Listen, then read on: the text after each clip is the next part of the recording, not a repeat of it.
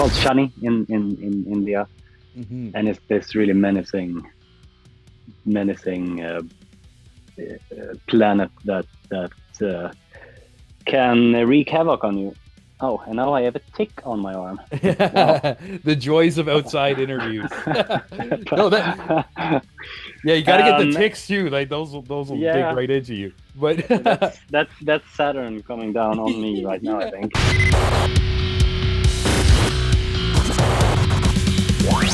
Today on the show, we are joined with Adam of Tribulation to not only talk about 20 years of the band Tribulation, but to also learn about their brand new album, Rosa In Æternum, which is available to listen to right now everywhere. Definitely check it out. And we're going to dive right into this interview as Adam tells us the story behind the change in direction in their music, the clean vocals, all that. So yeah, let's get right into it. And we didn't even really know if he could sing. You know, I'd never heard him sing except for like, I don't know, singing Iron Maiden in the tour bus or whatever. Yeah, karaoke Uh, night or something. yeah, exactly. So a lot of pleasant surprises in that moment when he showed us the demo Oh, for cool. Poison Pages. So that kind of led us down a new. Well, it changed. It changed a lot because both me and Joseph had uh, music rhythm, but when he did that, and when we realized that we could actually possibly do this for um, for a few of the songs or for however much we wanted, Hmm. it kind of redirected what we were doing in a bit. So you can still hear, I guess, like the in between stuff. Saturn Coming Down, the first single, is one of them. I wrote that before, and then we actually tried to incorporate some more clean vocals into that one, into the verse, but it didn't really work out. Hmm. So, but without him doing that, we would never have songs like Hungry Waters or Murder in Red on the Yeah, I album. love Murder in Red, by the way, too. That's Oh, my cool. jam right now. I know the album's not out, but I just been spinning it over and over again when the label sent it to me. But yeah, it's such an interesting flow, and like you kind of like talking about like adding that clean vocal styles. I'm sure that kind of just opens more doors creatively, like in ways and just directions you can go and stuff. And one thing I really appreciate about the music as well is even I discovered you guys around Down Below and then been listening ever since. And what I really enjoy about your band is you kind of find like a riff and a groove, and I don't know the word for it, but you kind of like let it breathe and let it like Mm. kind of like let you like bob your head to it or whatever. Like, like it's just like so I kind of wanted to know like when you're like in the writing process, are you guys like jamming together to find these moments and things like that, or is it people bringing in separate pieces or Yeah, more of the latter. We haven't really done it the other way around, showing like riffs and trying things out in the rehearsal room. We haven't done that since, I don't know, the Children of the Night, probably. Mhm. But a lot of things happen in a similar way, I would say, because we work a lot on the songs in like pre-production in the studio. So it's not the same thing as like jamming, but it's Mhm. it takes some well, some time, some fairly intense focus, I guess, for Oh, okay. Yeah. to to to um, to really get it right. We really try to go deep, I guess, into every song, Yeah. to see whatever we can do with it to make it well, better, I guess. Yeah, yeah. So it's not jamming, but it's still, working on the song, feeling the song, listening a lot to the songs, and sometimes, of course, the good things in songs happen because of mistakes. Oh, really? Yeah, And like little nuances here and there and stuff.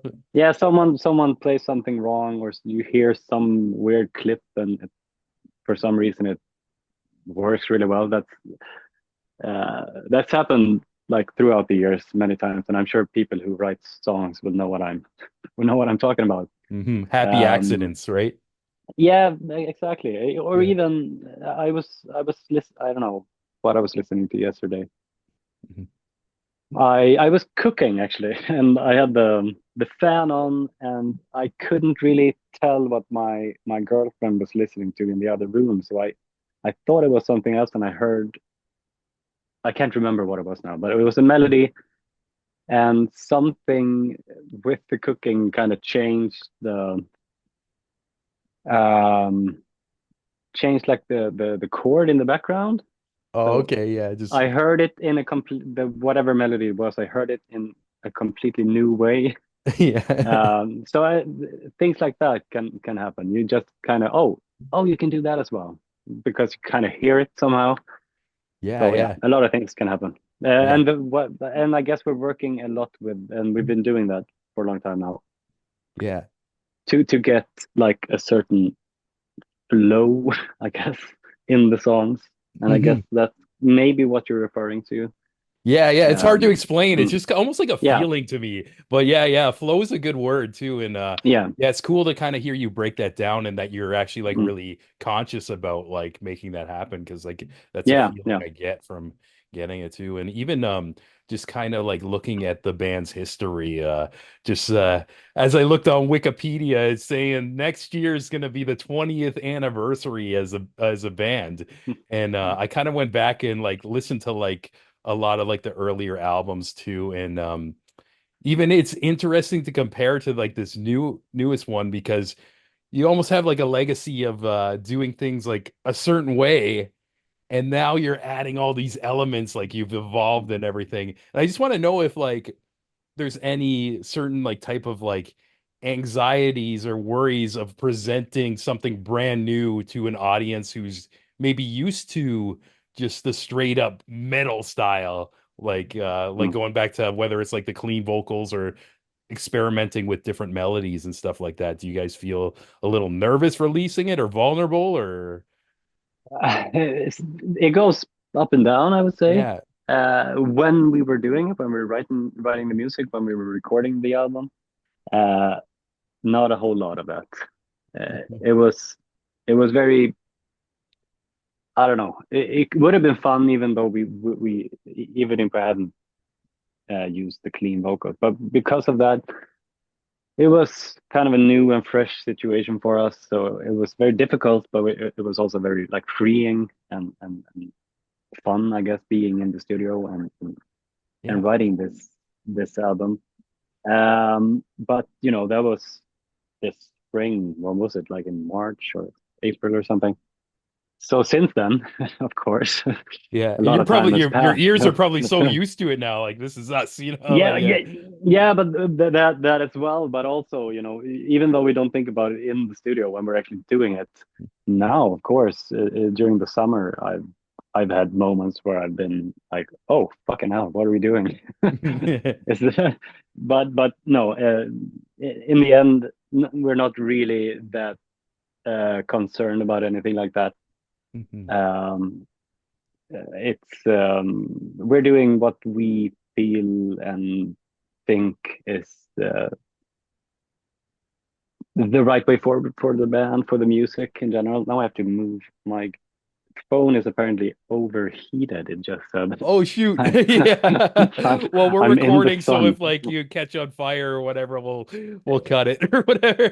Yeah, But I've never had that happen before. oh yeah, yeah. Oh, fucking hell. Yeah. Maybe I should actually move just a little bit Yeah, it might be so because that. it's a nice sunny day where you are for the audio listeners. Yeah, it is. Hey there, as Adam's phone is overheating and we're getting this situation back on track, I just want to remind you that the latest Tribulation album, Sub Rosa In Æternvm is available now everywhere. We had this talk a little while back, and also want to let you know that early in the new year, Tribulation is playing across Europe if you want to check them out live. And yeah, we're going to dive back into this one, and it's all smooth sailing from here. Yeah, right. Saturn's coming down on the phone right now. Yeah, apparently. Yeah, yeah. I put it in the freezer. That's amazing. I think that's a first. I love it. Yeah. Yeah. Okay. Here we Is it go. okay? All I good. think so. Let's see. Yeah, it's all Let's good. see. We edit these. Actually, the fun thing is I put like an uncut version on Patreon, but there's only like 15 people on there. They'd have a good laugh. Oh yeah, that's fine. Yeah, I That's even like fine. joke around. I'm like, you get to see all the bruises and the scars because there's always something with technology and stuff like that. Yeah, yeah. So Never gets yeah, better, yeah, right? it's super fun. But yeah, right. I don't know if you heard my question right before you froze, but Something about the lyrics. yeah, yeah. I just even though I don't know what everything means, like I remember watching like when you released the video for Saturn coming down, like just like listening to the lyrics, seeing the visuals, like all this awesome satanic shit. I'm walking around my house singing Saturn coming down, but I'm like, I don't know what this means or the context, but I love that you guys are like kind of like leaning into like all this cosmic horror stuff. And I kind of want to know where that kind of comes from and that kind of influence.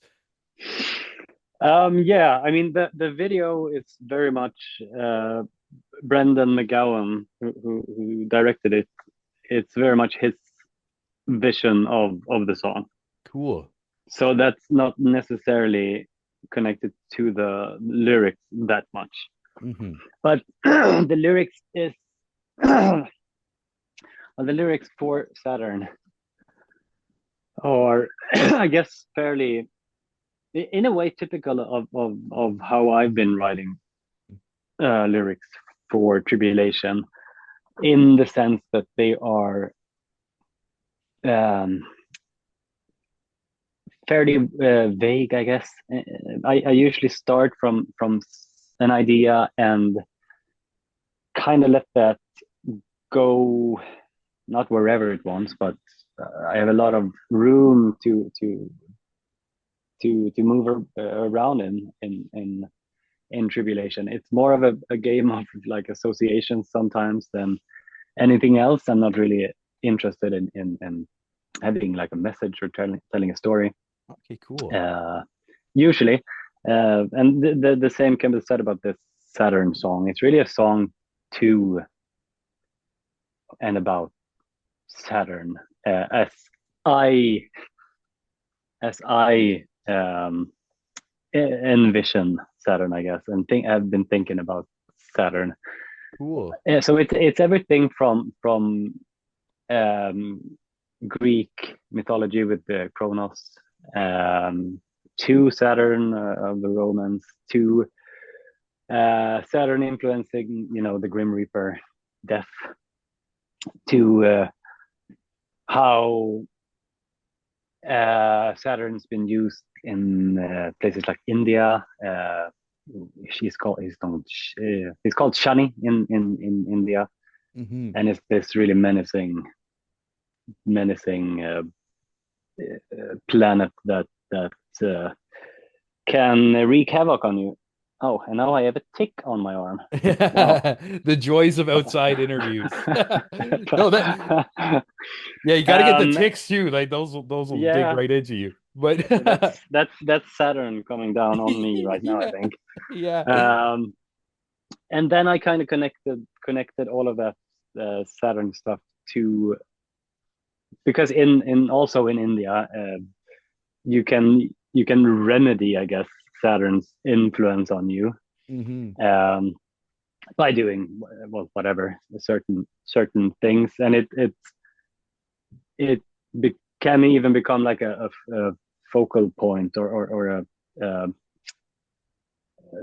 point of worship, I guess, for people. So Oh, it's, I in a way I connected it to Christ, Saturn being like a Christ figure, wow. a salvific being that can ail you from all your ailments, I guess. So That's yeah. it's all over the place, but it's all connected to Saturn I was gonna say in that's one way or another. way more layered than I thought it was gonna be. So that's super cool. And yeah, I Mm, appreciate like your writing style too. It almost seemed like when you were kind of talking at the beginning where it's almost seems like a free flow stream of conscious that you kind of just like grow with like a blank canvas. But it's also cool to like hear like after time like these layers come mm. to the project and Yeah, everything. but they're always there. I mean, in my usual way of thinking, I'm fairly scientific and or academic in how I would approach like a text about this or whatever. But the lyrics for Tribulation is a different thing. So it's like again, it's like a space where I can really explore and just not care about you know Yeah. being that rigid in my thinking. So yeah, it's always been like that. Yeah, it's cool. That's it's like seems like it's your playground, you know, in a way. Yeah, in a That's way. really cool. Yeah, yeah. And even like how's the process of bringing these lyrics to Johannes? You usually have the melody in your head or just do you just have like the words separately and he puts them together or like how's that process? Well, having a melody is fairly new, I guess. But even before, even for the past like couple of records, I've had melodies, Mhm. even though we haven't used them. Oh, cool. Yeah. Yeah. So yeah, I do have melodies, and if it's with the old growling vocals, there's usually, I mean, I tend to see growling vocals in a way as almost like a percussive instrument Hmm. because it's all about rhythm, Yeah, yeah. really. So I usually have that rhythm, but that can change. I mean, if he comes up with something different and better, we just change it. So it's not like I'm coming to him and saying, "This is how you have to do it." Yeah, you So kind it's of like yeah, give but I have an idea. Yeah. Oh no, that's Yeah. super cool. Yeah, yeah. You know, I love it. And it's like super interesting to hear you break it down because yeah, like your music I've been enjoying for a handful of years right now too. And it's just yeah, super stoked on this one that the people can hear on November 1st. Lots of bangers on it.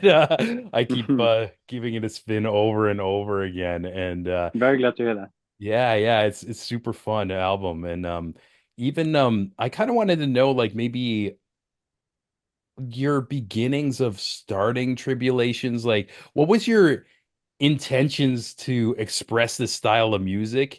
And now, like almost like many years later, has that those intentions changed now that you're getting like more play and touring the world and all that? Has it changed? Both yes and no, Yeah. and I guess it hasn't changed for a long time. Mhm. We've always wanted to be a band that plays live, and we've always wanted to, you know, grow a bigger fan base, and in order to make bigger shows. Mhm. So that's always been there. It's even since like the first demo, I think. But I guess what we were, thinking about doing when we were starting the band 20 years ago. That was in 2004. I was, well, how old was I? I was like 16 or something. Yeah, we're Was I? probably around the Yeah, same age. Yeah, yeah. I was in high yeah, school then too. yeah. So I mean, it was a long time ago. Yeah. And we had a band before that called Hazard that played thrash metal, and then we kind of some of the guys in the band, me and Johannes, actually the singer, we wanted to move into more of a death metal kind of thing, and the other guys wanted to do something else. So I guess in a way that band, some of us went into Tribulation, and the other guys started Enforcer. Oh, cool, cool. Yeah, yeah. And That's another I was in thing. a yeah, and I was in Enforcer too, but Olaf was singing in that thrash metal band. But so we made like a few songs at the end that sounded fairly death metal like, and then we just went all in when they didn't want to do that. So we found some new people, and yeah, released that first demo, whatever it's called, The Ascending Dead, I think, Mhm. and really wanted to just. We were obsessed with Morbid Angel and Death, and Mhm. yeah, all the good old school bands. We wanted it to sound old school. Mhm. Even bands like Cannibal Corpse were a big influence back then. Awesome, awesome.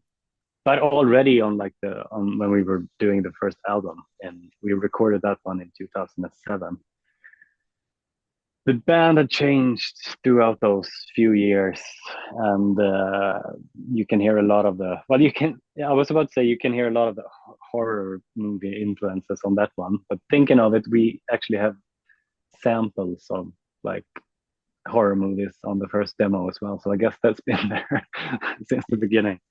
Yeah, yeah, that's super cool. Yeah, Yeah, yeah. So in a way, we're another band now, but we still have the same influences and the same idea of what we want to express, even though it's not necessarily as a death metal band or as a whatever we've been doing for the past 10 years. Yeah, That yeah. that can all that can change, but it's still like horror, and it's still Yeah. yeah That's awesome to hear the tribulation. crossover too, because around doing these music interviews, we actually cover like horror festivals and film like that too. So it's like cool to Cool, have that cool. connection as well too. And yeah, is there any like have you been watching a lot of like recent horror movies or any favorites of this year? Or is I feel like there's a whole resurgence in that genre right now with like companies like Right. A24, they're making like some quality stuff and they're kind of going more to the artsy, like its Mm-hmm. style, which I love. I love. I have not seen like anything, to be Ah, honest. But if you're telling me, I'll definitely check it out. yeah, cool. Uh, um, no, so the neighbor boy is calling for my daughter, Oh but yeah. she's not at home. Oh yeah, Um, yeah. but I know what new horror movies. What have I seen? I'm gonna see the new Nosferatu when that comes out. Yeah, that looks amazing. Yeah, I'm a bit scared, to be honest. Oh yeah, yeah. Yeah, I Like mean, in a way, like you think they're gonna like just totally ruin it, like Hollywood it type of thing, or maybe yeah. the trailer looked a bit like CGI to me, Ah, yeah, yeah. but maybe it's not. I heard it's not, so I don't know. I'm looking forward to it. It could be good. I like the Witch that he made. Hmm. Excellent movie. I was very surprised when I first saw it. Hmm. But other than that, new horror movies, no, I'm only watching Yeah, yeah. Later, 60s, 70s, and 80s. I'll have to DM you a couple good ones that came out this year, Yeah, please stuff do, like please that. do. Yeah, yeah, yeah. Awesome, awesome. And yeah, even I'm excited too. Like very soon you guys are coming my way in Canada with Hmm. Opeth. And you're actually doing a couple theater tours, which is or theater dates, which is Hmm. great. I know Opeth played in this theater many years ago and I saw the show and it was a cool vibe for a metal show because I'm not used to like a venue with seats. But it actually worked Right. out because during the band's playing, we were all standing. But then in Oh, okay. between, we had a chair, so it Yeah, was yeah, like that's great. it was just sitting down. So I'm like, I kind of like wish more shows were like that as I'm getting older and everything. But have you guys Yeah, ever we. like done like theaters? Because I see like a lot of videos of you guys like doing the Wacken festivals too, where Mm. it's usually the traditional standing like type of thing. Yeah, we've done it once, uh, and we released that as a DVD actually. Oh wow, So okay, I'll have to check that out. yeah, yeah, it's called Alive and Dead at Södra Teatern, the Southern Theater. Oh, cool, cool. So we released a live album and like a DVD, and we had a seated audience for that one. Awesome, awesome. And Yeah, yeah, are you stoked to like tour with like Opeth as well? Or do you guys have like a relationship with them? Or... yeah, yeah. It's gonna be awesome. I couldn't have asked for a better tour. I mean, we haven't toured the States in 6 years, I think.